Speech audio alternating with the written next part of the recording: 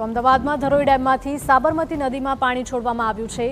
Riverfront પર લોકોને અવરજવર પર પ્રતિબંધ લગાવાયો છે।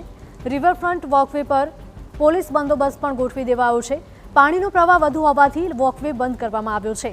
પોલીસ દ્વારા લોકોને સાવચેત રહેવા સતત જાહેરાત કરવામાં આવી રહી છે। કોઈને પાણીની નજીક ન જવા માટે અને સેલ્ફી લેવા માટે પણ સખત મનાઈ કરવામાં આવી છે। પાણીના પ્રવાહને લઈને લોકોને રિવરફ્રન્ટ પર ઊભા રહેવાની પણ મનાઈ છે। સુભાષ બ્રિજ પર મોટી સંખ્યામાં લોકો ઉમટી પડ્યા છે। ડીસીપી કક્ષાના અધિકારીઓ પણ સુભાષ બ્રિજ ખાતે પહોંચ્યા। રિવરફ્રન્ટ વોકવે પર સાબરમતીના પાણી ફરી વળ્યા છે। શાહીબાગ તરફના રિવરફ્રન્ટનો વોકવે પાણીમાં ગરકાવ થયો છે। વોકવે પર 3 થી 4 ફૂટ સુધીના પાણી ભરાયેલા જોવા મળ્યા હતા।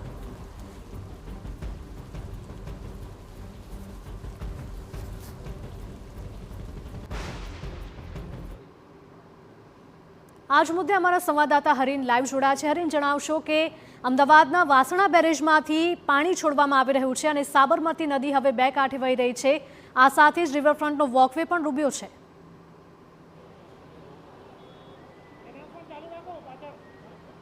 બિલકુલ, પહેલાં હું મારી પાછળના દ્રશ્યો બતાવવા માંગીશ કે જે રીતે પોલીસ દ્વારા છે સુભાષ બ્રિજ ઉપર જે લોકો જે જોવા ઊભા રહ્યા છે તેમને અહીંથી દૂર ખસેડવાની જે સૂચના છે આપવામાં આવી રહી છે, કેમ કે પાણીનો પ્રવાહ જે રીતે વધારે છે અને તેને લઈને અહીંથી પોલીસ દ્વારા એનાઉન્સમેન્ટ કરવામાં આવી રહ્યું છે કે સેલ્ફી ન પાડવી, પાણીની નજીક ન જવું, કે જે પારી છે ત્યાં પણ લોકોએ ન બેસવા માટેની સૂચના છે આપવામાં આવી છે। લોકો જે વાહન આડેધડ પાર્ક કરી અને પાણી જોવા માટે આવી રહ્યા છે તેને લઈને પણ ટ્રાફિક ન થાય તેની તકેદારી રાખવાની પણ સૂચના છે તે આપવામાં આવી છે। સમગ્ર પ્રક્રિયા અને કઈ રીતની પરિસ્થિતિ છે તેનો ચિતાર મેળવવા ડીસીપી કક્ષાના અધિકારીઓ છે તેઓ પણ અહીં પહોંચી ચૂક્યા છે। એમની સાથે વાત કરીએ। સર, શું કહેશો? સતત એનાઉન્સમેન્ટ કરવામાં આવ્યું છે, લોકોને સાવચેત રાખવા અપીલ કરાઈ છે, કઈ પ્રકારની અત્યારે કામગીરી? છેલ્લા 2 દિવસમાં જે ઉપરવાસમાં જે વરસાદ પડ્યો છે એને કારણે ધરોઈ ડેમમાંથી પાણી છોડવામાં આવ્યું છે, જેથી કરીને સાબરમતીની જે જલ સપાટી છે એ નિયમિત રીતે વધી રહી છે। એના અનુસંધાને વહીવટીતંત્રએ ચેતવણીના ભાગરૂપે કે અહીંયા જે રિવરફ્રન્ટની આજુબાજુમાં લોકો જ્યારે સેલ્ફી લેવા આવે, પાણી જોવા આવે ત્યારે એવી કોઈ માનવહાનિ ન થાય તે માટે પોલીસ તંત્ર અને રિવરફ્રન્ટ ઈસ્ટ પોલીસ સ્ટેશન ગઈકાલ રાતથી જ પેટ્રોલિંગ કરી રહ્યું છે। આજે સવારે 6 વાગ્યાથી પેટ્રોલિંગ કરી રહ્યું છે, તેમજ પબ્લિક એનાઉન્સમેન્ટ સિસ્ટમના માધ્યમથી લોકોને સાવચેત રાખી અને તેમને પાણીથી અને એવી કોઈ હરકતો ન કરે કે જેથી કરીને કોઈ પણ માનવહાનિ સર્જાઈ શકે। તો હું આપના માધ્યમથી પણ લોકોને એટલી જ અપીલ કરું છું કે વરસાદની જે મજા છે એની સાથે સાથે સાવચેતી પણ એટલી જ રાખે કે જેથી કરીને આ જે વધતો પ્રવાહ છે એ કોઈ માનવહાનિ ન પહોંચાડે। રજાનો માહોલ છે, વરસાદી પણ માહોલ છે, લોકો સાંજ થશે કદાચ ભીડ વધે તેવી શક્યતા છે। પોલીસ કઈ રીતની કામગીરી કરશે, કઈ રીતે સાવચેતીના ભાગરૂપે લોકોને પણ એલર્ટ કરશે?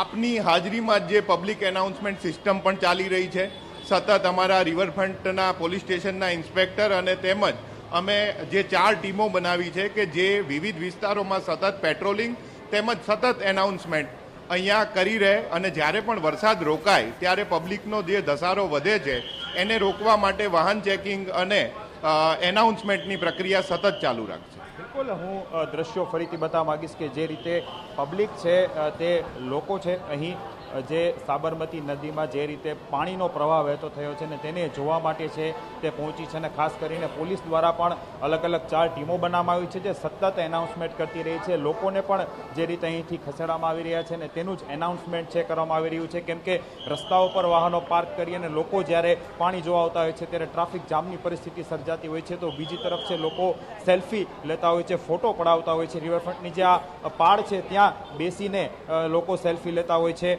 તેને પણ અત્યારે રોકવામાં આવી રહ્યા છે અને સતત એનાઉન્સમેન્ટ છે તે પોલીસ દ્વારા કરવામાં આવ્યું છે। જી હરેન, માહિતી બદલ આપનો આભાર। તો અમદાવાદના રિવરફ્રન્ટ પરના આ દ્રશ્યો આપ જોઈ રહ્યા છો। રિવરફ્રન્ટ વોકવે ઉપર પણ સાબરમતી નદીના પાણી ફરી વળ્યા છે અને લોકોને સાવચેત રહેવા માટે સૂચના આપવામાં આવે છે।